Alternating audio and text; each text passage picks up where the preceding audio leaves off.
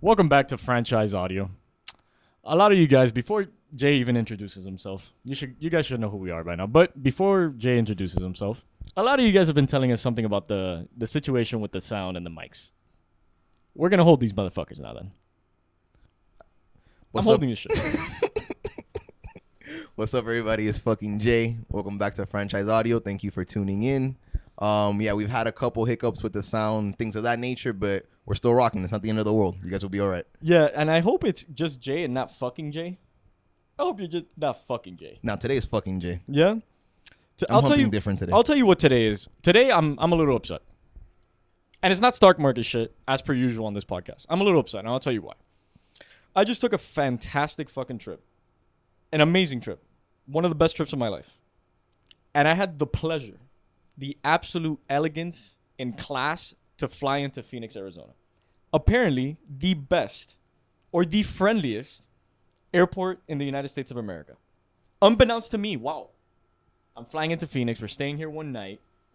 We're hanging out at the airport because it's a layover.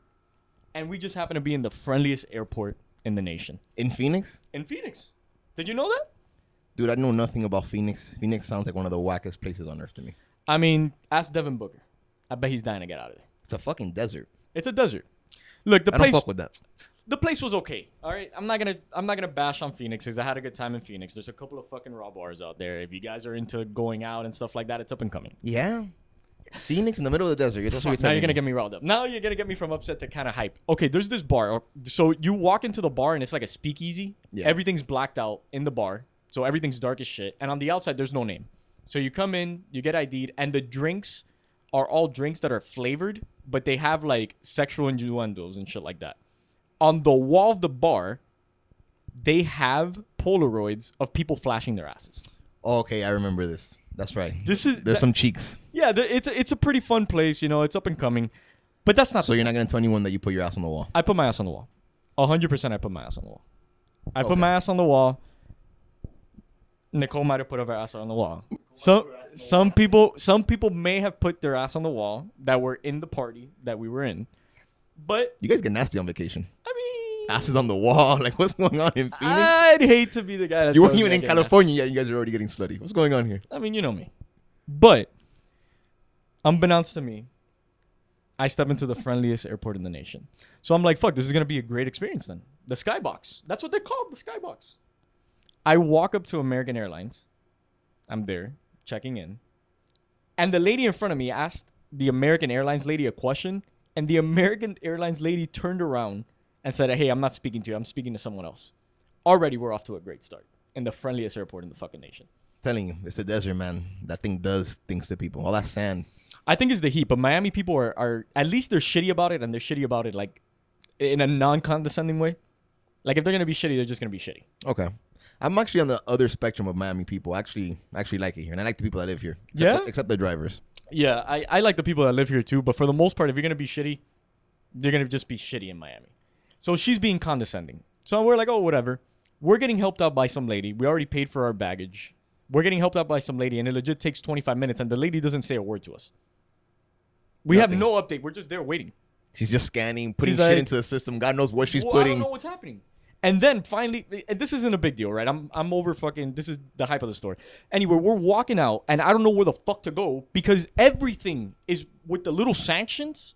Like everything's blocked off with Yeah. those little fucking sanction things. Mm-hmm. Okay, for the because life like of me, I we're can't like even social remember. distancing. That's what you mean? Like Everything's blocked off, yeah, because of sanctions. So they have like the little pulley things. What the fuck are those called? just the ropes?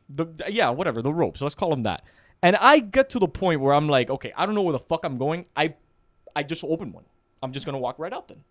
And as I'm opening one, you see the American Airlines lady coming up to me like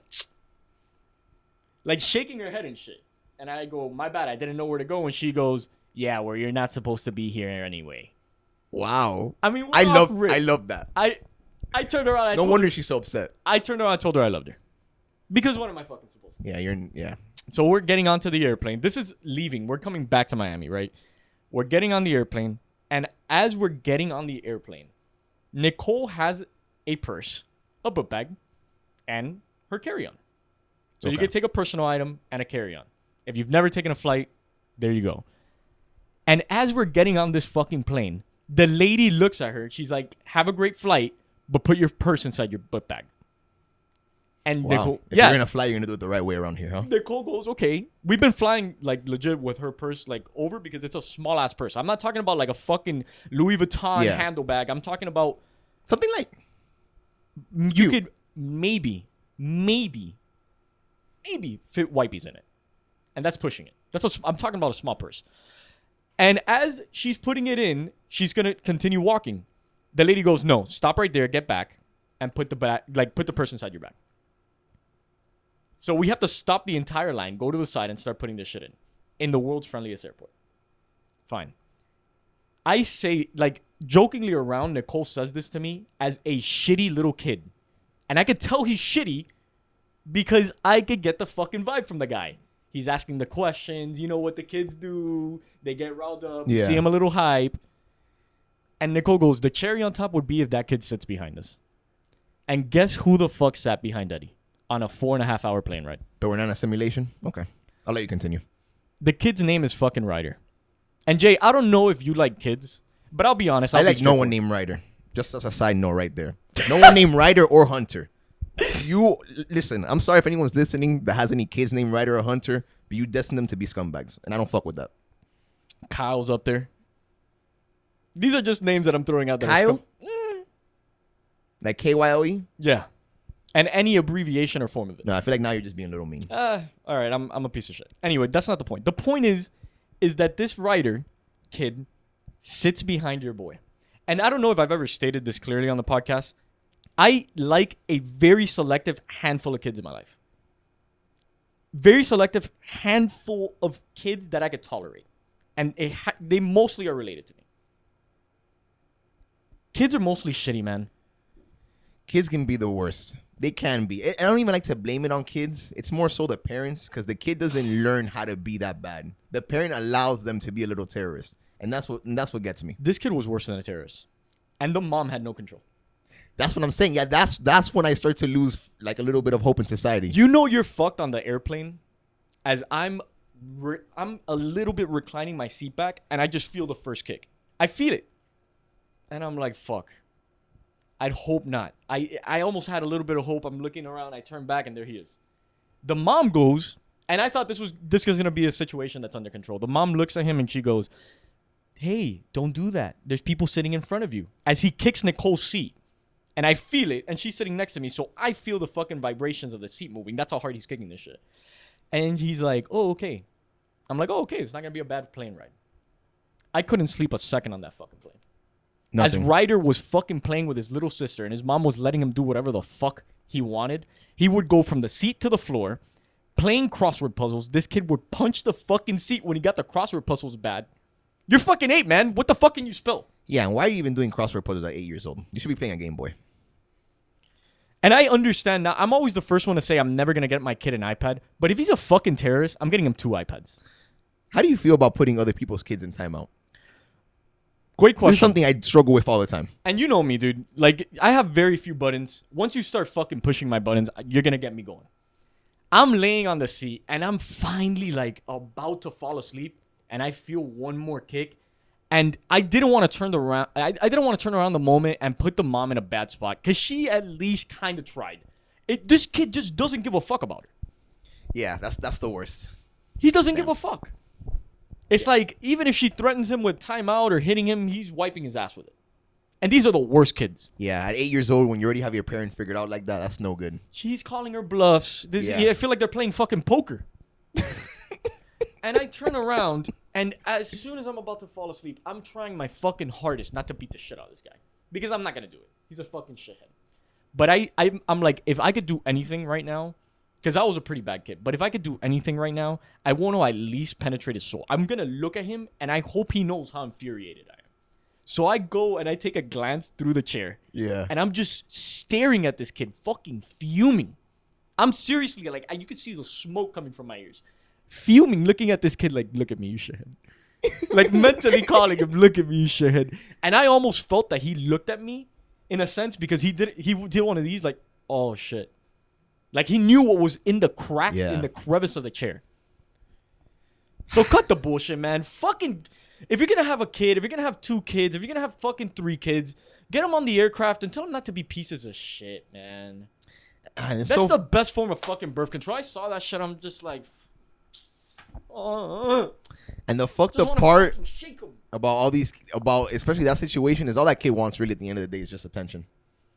You know what I mean? He just wants to feel a little love there at that moment. But I would have terrible way of going about it. I would have picked him up by his shoulders and shook him. I wouldn't have hit him. I just want to shake him. I want him to feel the annoyance. The entire 4 hours, I want to shake him. So he knows what it feels like to not be able to fall asleep ever in his life. Imagine living with that. No, you know what? That's the immediate thought I had after. I'm like, you know what? I got 4.5 hours of this shit. This mom must be on the edge of her fucking chair. Imagine she must be shit. One thing away from really getting completely out of Dodge. That's a road rage waiting to happen. I'm shocked she even got on that plane knowing how Ryder is. Actually, we're coming out of the plane. We just finally landed in Miami. And guess who forgot their phone? The mom had to turn around as the aircraft was closing with the little shithead Ryder. The moral of the story here is simple. I think. Yeah. If you've learned anything from this, it's wear condoms. Wear condoms? 2 or 3 or 5. Really. Make sure that you don't have a kid like Ryder. What if Ryder was just a little baby infant that was just crying the whole time? Are you still going to have hate in your heart towards Ryder? Nah, I can't do it. No? No, because it's a baby. It's different.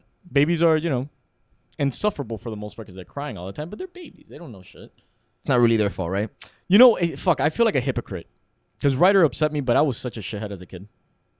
Yeah, I've heard some bad stories about you. I was such a shithead, man. And you know what? If somehow this bites me in the ass one day, I'm not going to be very happy about it. Because I've tamed my sins down a little bit. I've made it, I've coped with them, and I've definitely have forgiven some of them. So it's not going to be nice if this shit bites me in the ass.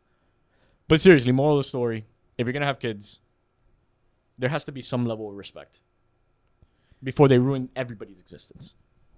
My whole thing is, and mind you, obviously I'm talking from the fucking perspective of no children at all. So, obviously take what I'm going to say with a grain of salt. Right, mine too. I mean, I don't fucking know shit about kids either. I mean, I know a little bit, but. But how does, from the household that I came from, I just can't imagine, where little kids have the authority. You know what I mean? It's not something that fits into my head. So every time I see these riders out in the world and things of that nature, I always just think to myself, spoiler, he wasn't Hispanic, by the way. He wasn't Hispanic? Can you fucking believe it? Yeah. Come on, please.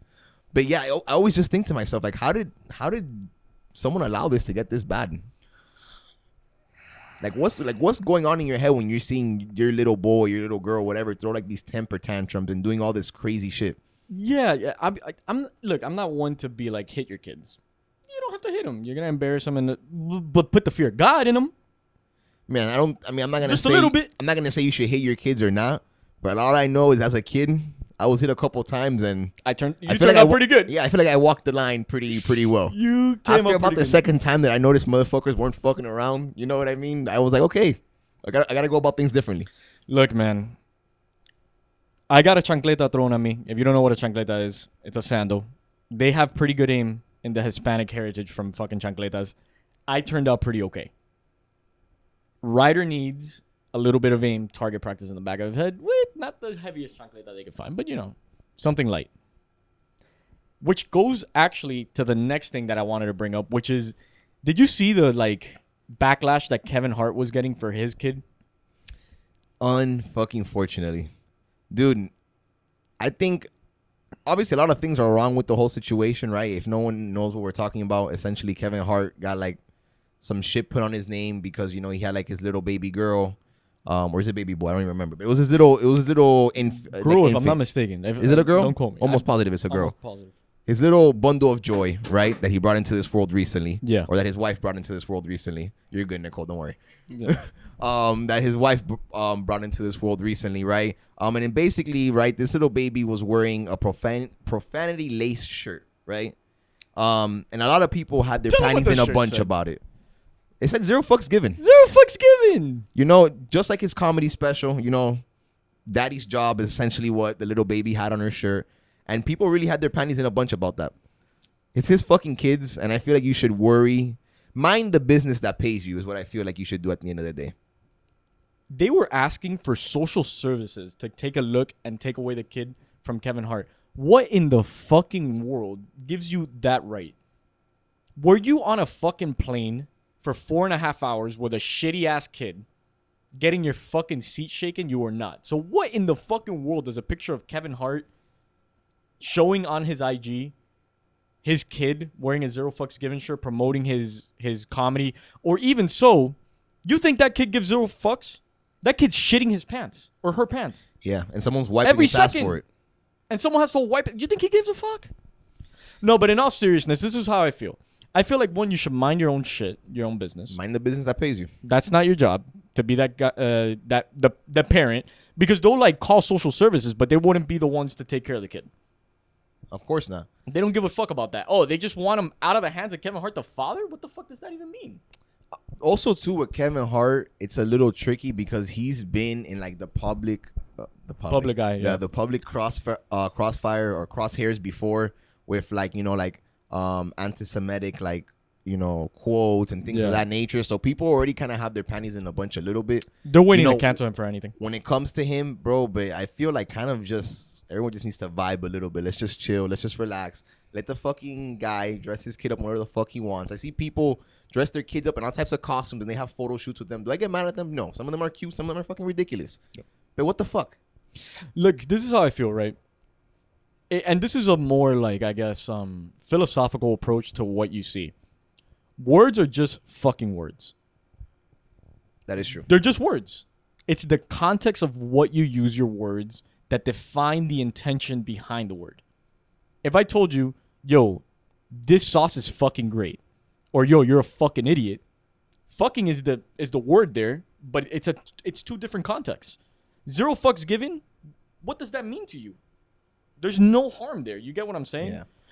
I think to the point of Kevin Hart, because he had posted after it and he was basically saying like, fuck off. Yeah, he was being super petty. Get the fuck off of here. Which he's kind of in his right to do that. Of course. Especially when it's his kid.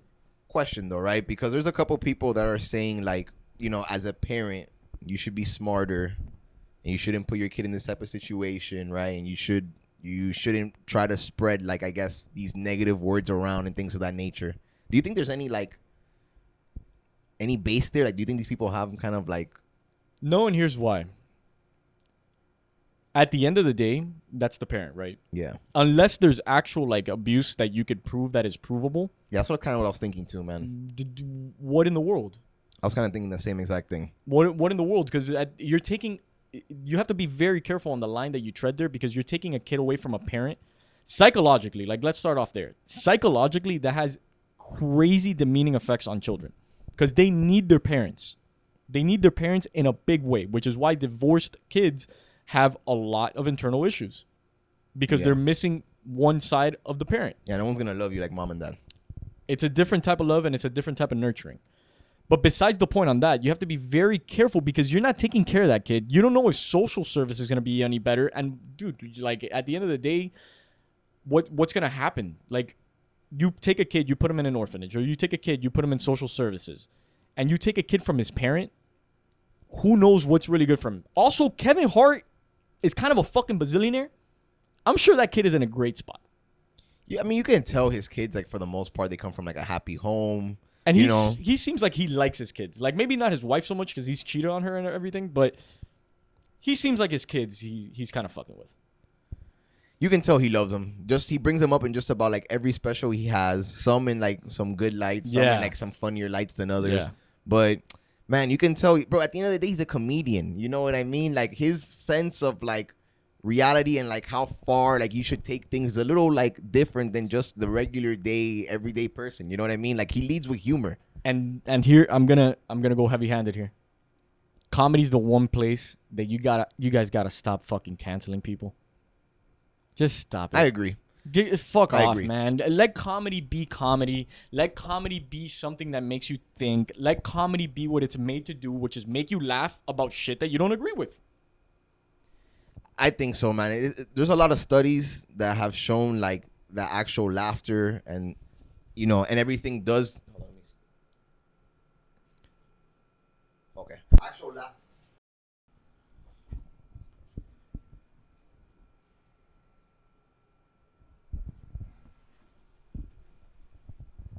Bro, so honestly, I couldn't agree with you more.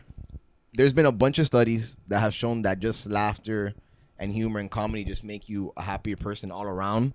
When you're sitting like at a comedy club or a comedy show, like if the comic is good, the things you're laughing at, almost makes you like challenge it a little bit. So I feel like it's one of those areas where you have to let people just be like as raunchy and just kind of as weird as they want to be. Obviously, at the end of the day, someone is gonna get offended. You know what I mean? It's just kind of the way the world works regularly. But I feel like comedy is like one of those places that you have to keep away from all the other bullshit and just let it be whatever it evolves into, in my opinion, at least. Yeah, because at the end of the day, you know, the beauty about comedy is that life is kind of tragic. And there's like certain things that are fucked up, but they're funny.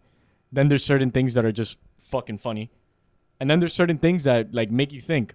Like, if you can make me laugh about something like relating to Donald Trump, then you got me. Because, for I can example, laugh about anything related to Donald Trump. Andrew Schultz, like he's someone that gets the kill so nicely. Because he's smart as fuck and he makes you think like crazy. Exactly. Because I remember this one time, and again, I don't agree with anything the guy says as far as like Donald Trump or any of these things, but he was sitting there and he's like, you know, everyone hates Donald Trump and everyone hates like what he said about like grabbing women by the pussy and all this. But have you guys ever met a billionaire? And then right there, like that was the moment that I just started laughing. Yeah, same here. Yeah, I know exactly what joke you're talking about. Because in the end of the day, like, yeah, it's fucked that Donald Trump did that. But then it's fucking funny because now you made me think about that. Yeah, exactly. In a way, you know. Exactly. What I mean? Like that already happened. You know what I mean? Like I'm not adding to it. I'm not grabbing anyone by the pussy. Just let me laugh at the joke. Yeah.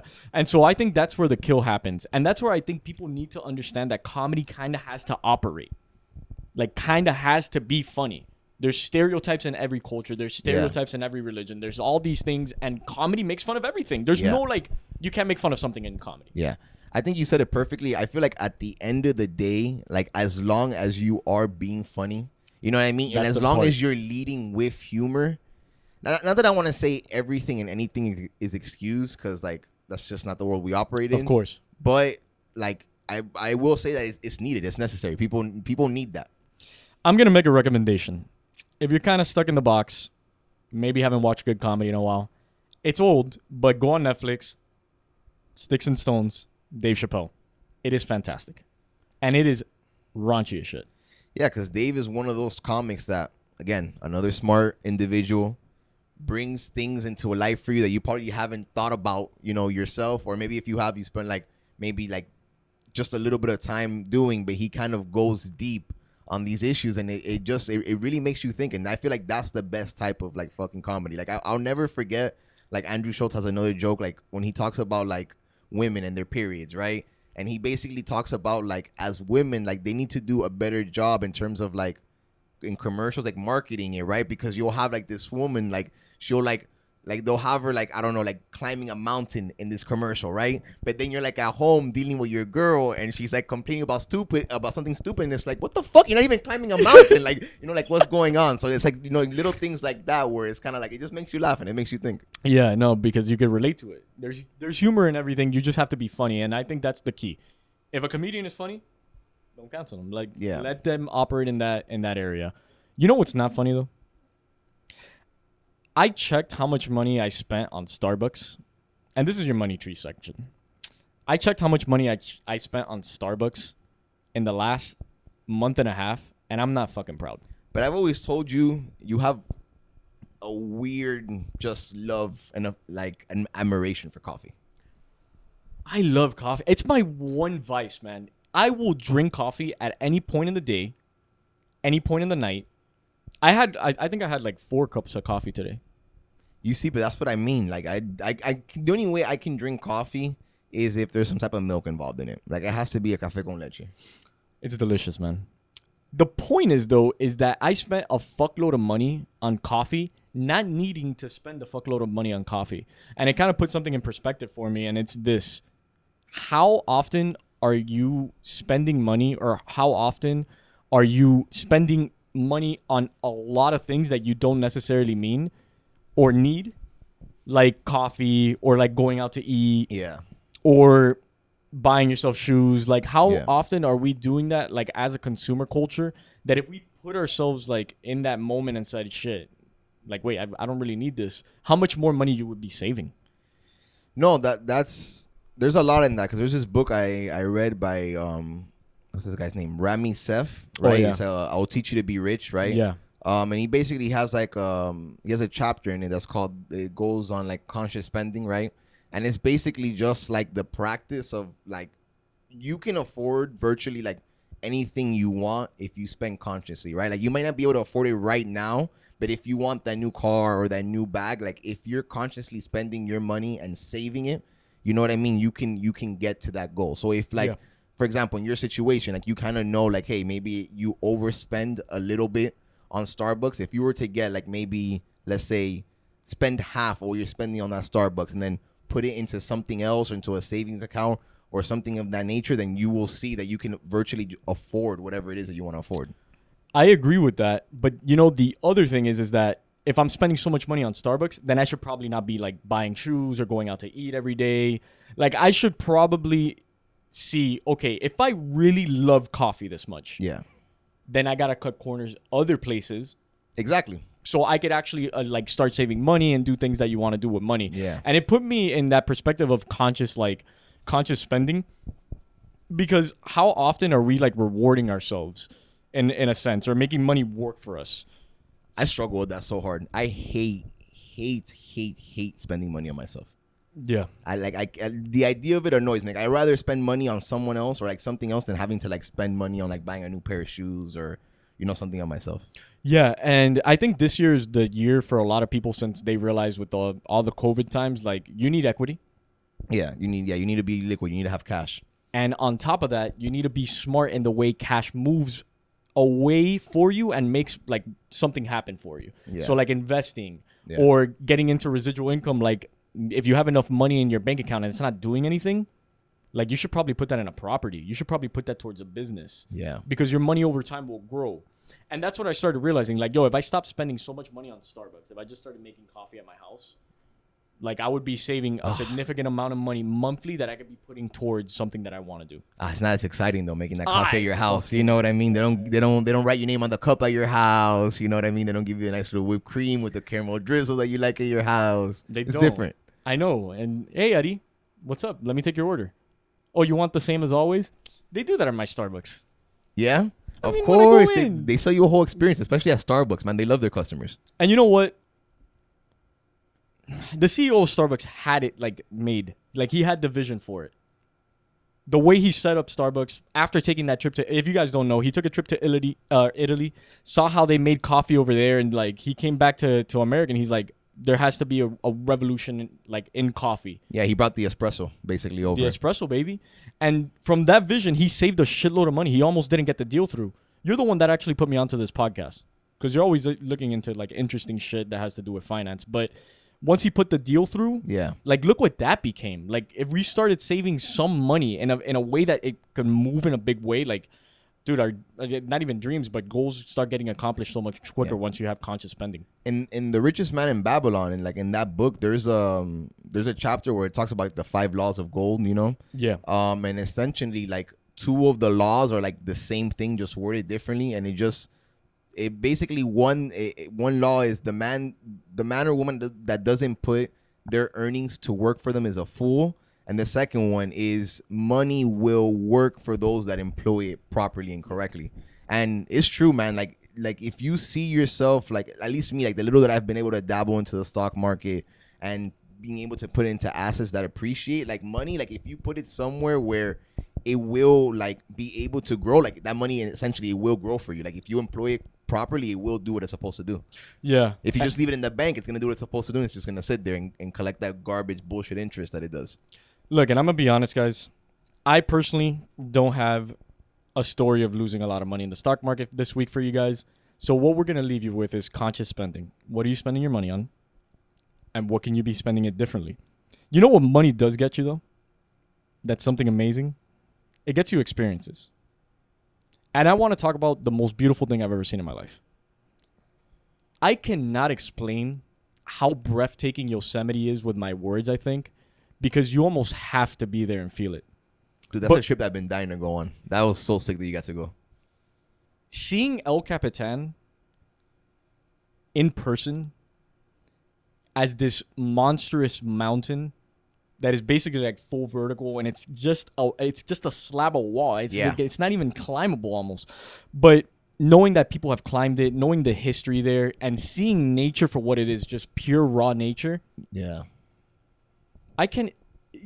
If you guys haven't seen something like that, if you guys haven't been putting your money into traveling, into experiences, then that is the second, I think, notion that I would like to tell you guys. Like, put your money to work for you. Yeah. But then what are you doing with the money that you have? Because that experience I'll never forget. That was the most beautiful, breathtaking sight I've ever seen in my life. And yes, money got me there. But then being able to just look around nature, see what Earth has to offer for us. It's humbling. For free. Just go and see it. It was the most humbling experience I think I've ever had. I think I love it. I mean, I've only seen like the pictures and things of that nature, but like, tell me, like, were you guys there like during nighttime or no? So Yosemite, we got there around, I want to say like 2. So it wasn't nighttime yet, but we did hike it. We didn't do a crazy hike. We did about a 3-mile hike, 3-mile hike up the mountain, and we got to this point called Inspiration Point. Okay. And I know why they call it Inspiration Point. I sat over the cliff. And I'm looking around, and it's just trees. You see so much green that it's insane. And the sun is going down. And as the sun is going down in the west, the sunset is actually so breathtaking because we don't get that type of sunset down here in the East Coast. So you see the sunset going down in the west, and everything is almost pink. The entire area is being lit up by like this beautiful pink, purple colors. Completely different hue. And I'm sitting down, and I'm looking around, and I'm just like, holy shit, I want to be a writer. Like, I was inspired by nature. I was magnetized by its essence. And isn't it beautiful that it just grows like that? It's just like, there. it's not man-made. Like, you know, a lot of man-made shit is beautiful. You know what I mean? Cars, different clothes, whatever, buildings, architecture. But like, the shit that you get from there, you can't really get from anywhere else, man. And you know, I know I'm always on my hippie shit, and I'm always like telling people, you know, retract from society in some sense to give yourself a little bit more peace of mind. But yo, it's true, man. There was nothing that I could do in that moment than be present in Yosemite. Literally. I don't know what could have happened in the world at that. The world could have been ending, and I would have not known because I was in breathtaking Yosemite, experiencing life in a completely different way. Question. Did you run into any wildlife out there? We actually saw bear prints. Bear prints. Yeah. We saw some because it was we had came the day after it snowed, so it even had some snow on there. But we did see some bear tracks. Do you know supposedly what you're supposed to do if you find a bear? Yeah, not move. Well, like not necessarily not move, but you know how they say you're supposed to like how they sense fear on you and you have to get like on your 2 feet and like put your hands high in the air. Like if you're a bear, oh yeah, you have that's to, like, if they're roar. like yeah. That's if they're running up on you. Would you ever attempt that? Pops, I'm out of Dodge. Right, that seems like the stupidest thing I can possibly. I'm gonna stand there in front of the bell and I'm gonna roar at it. I'm gonna tell you right now. It roars for real. Why the fuck would I do that? People that tell you that haven't seen a bear. Thank you. That's honestly what I feel like. The prints weren't even that big, and I was already like, fuck. You know what? You know what though? Yeah. You know what? We're only taking the 3 mile. It We're not would doing be 6 miles. I know what we talked about. mountain. Yeah, I know what we spoke about before we got here. But I don't care that you wore your nice walking shoes, babe. We're getting the fuck off this We're mountain. getting out of Dodge. Because you're not fighting the bear. I'm gonna have to end up fighting the bear. And that's the point. I was just about to say, I would tell Nicole, get over the fucking tree and get out of here. I'm gonna pick up a stick and I'm running right behind you. Because if this motherfucker gets saucy, I'm hitting him with the stick. I'm not roaring at him. Yeah, I'm not doing none of that. I'm going to take it to him. I had a tripod on me. And all I could think about, like, if a bear were to attack me, I'm taking out the tripod and I'm hitting him over the head as hard as I can. He will kill me probably. But he will feel me for the rest of his life. He'll have battle scars. He'll know. He's going to tell his friends something. He'll know, like, fuck, you know what, though? Was it worth the broken nose for the rest of my life? Oh, dude. Too bad it's funny because when you guys were like out there, that's all I kept thinking about. Like I was just like, man, what are they gonna do if they run into like a mountain lion, a bear? A mountain lion will fuck me up, and that's like on God. I'm actually more scared 10,000%. I'm more scared of running into a mountain I have cats lion. that can fuck you up. Yeah, I know that. That's fucked because Cali, I don't know if you could take me, but that's not the point. A mountain lion would definitely fuck me up, and I was actually a little concerned because we got lost on the hike down. Like we lost the trail in the top of the mountain. We're like 2 miles away from getting back to our parking lot. And I'm not talking about this trail is not just a straight trail. It's going down the mountain. So that means you are on the edge of the fucking mountain. And that means your boy is now trying to figure out how the fuck to get back on the trail before we fall off the fucking mountain. At night. I'm not so much so surprised, right, that you got lost. But I am disappointed in Nicole because I thought, you know what I mean? I thought that type of buffoonery was not going to happen. I thought she was going to, at least someone there had to have their head on right. You know what? But now I trust none of you. You know what it is, though? It was dark as shit.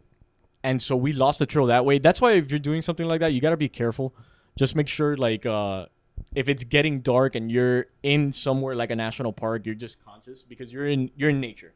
And nature's breathtaking. It's beautiful. But it'll fuck that ass up. But what do you think is going to happen if you jump the tiger cage, baby? The tiger's going to eat your ass. That's what's going to happen. And so you have to be careful on things like that. But it wasn't nothing crazy. We found the trail again. Yeah. It just took Google Maps and Apple Maps. And a little bit of prayer. And the man upstairs. And you know what else. Because the thing is that if you do get lost, worst case scenario, you're on a public trail. You could just like nap, do whatever. But if you fall off the mountain, you're fucked. Is that possible there? Is there like the trails that you walk on, like are you essentially like off the side? Like you can kind of get nasty. I know you said you were like looking over a cliff, but like a legit like just Bro, it was a cliff. Yeah, it was a cliff. It wasn't like a cliff and then you're out of dodge. Yeah. It was a cliff and then there's some things, but I'm rolling down that shit. Yeah. I'm not going to be able to stand still and stop everything in physics from happening. It's going to happen. But what I do mean to say by that experience was it was an experience I don't think I'd ever change for anything. It was an invaluable experience. Yeah. Money got me there. Money got me to Yosemite. Money's a resource. So what are you doing with that resource? What type of experiences are you creating? Are you just buying things to buy them? There's always it has to be a little bit more intention, a little bit more thought behind what you do with money. Yeah. Because it does move the world around, but it's not the source of happiness for you. I thought it was for a long time. Yeah? For sure. Yeah, because man, you get so disillusioned by like society, other people that maybe have a little bit more than you, or maybe are doing the things that essentially you want to do, right? But then you get close to some of these people, and then you find out like, they can't bring anyone else they can't bring anyone else with them on like trips and things of that nature because like the relationships aren't on point. You know what I mean? They're spending this money, but they're not as happy. I'm not saying I'm the happiest person, like I'm far from it, but like, at least I feel like I'm rich in a lot of other things that I've noticed and that I've learned that are way more valuable than what the fuck money can be. Yeah, we've said it before. The whole point of this money tree, even section that we started making on the podcast was about how do you bring light and awareness to what money is. Yeah. If you want to make money, great, but make it for the right reasons. Exactly. Because money's not going to fill your home with love. It's going to fill your home with things. So how are you making money, and how is money then being made for you? And then the ultimate question is that if you have money problems, money will solve those money problems. But if you have any other sorts of problems, then you got to figure that shit out. It's not going to fix your relationships. It's not going to fix your insecurities. It's not going to fix like your want for power for X, Y, and Z. Like you're still going to be the person you are unless you start looking at money in a different way. I don't think that could have been said any better, to be honest. You know what could be said better? That you guys have been fucking with us for a while now. And we're thankful. Very humbled. We're thankful because this week is Thanksgiving. And I just want to say that I'm grateful for everyone listening. I'm grateful for all the feedback that you guys have been giving us. This mic shit, I always fuck around. I always joke around the podcast. But we do appreciate things like that because it's the details. Rome wasn't built in a day, but it definitely took money. It definitely got there with the right vision. And if you're not in Rome yet, keep building. You never know. Couple things I want to say, that I'm thankful for. To start off, like Eddie said, it is Thanksgiving week, so make sure to keep your, your loved ones and your friends close. Let them tell someone that you haven't told I love you. I love you. I mean, tell someone that you haven't told I love you in a while. I love you. And if you told someone, and if someone in your life that you told I love you every single day to, make sure to let them know again. another thing, you know, that I'm extremely and super, super, super happy for. Like, if you look at mine and Eddie's face right now, we're rocking a couple dirty stashes, right? What's so beautiful about that is that, you know, I'm thankful, you know, to be able to have friends that, you know, every year for the month of November, we can, you know, just rock our mustaches, you know, to shed light on men's health, you know, and things of that nature. Prostate cancer, you know, it is Movember, you know, so that's super cool. I'm thankful for all you guys that, you know, that are listening right now. You know what I mean? I'm thankful that, you know, my brother next to me, you know, he's embarked in a new relationship, you know, with, you know, a great person that makes him very happy. You know, I'm thankful for a lot of things. And I know 2020 has been a year that a lot of people don't have a lot of things to be thankful for, right? But if there's even that just one thing that you are thankful for, hold on to it, you know, really, really focus on it. And just, you know, and just really honestly thank God for it, because, you know, it can always be worse. And I promise you, there's always someone with a worse situation out there than you. It's 2020. It's a tough year, but look around. There's plenty to be grateful for. This has been Franchise. Thank you so much for tuning in. And if you fucked with this episode, share it with a friend. Until Eddie's next out. time. See ya.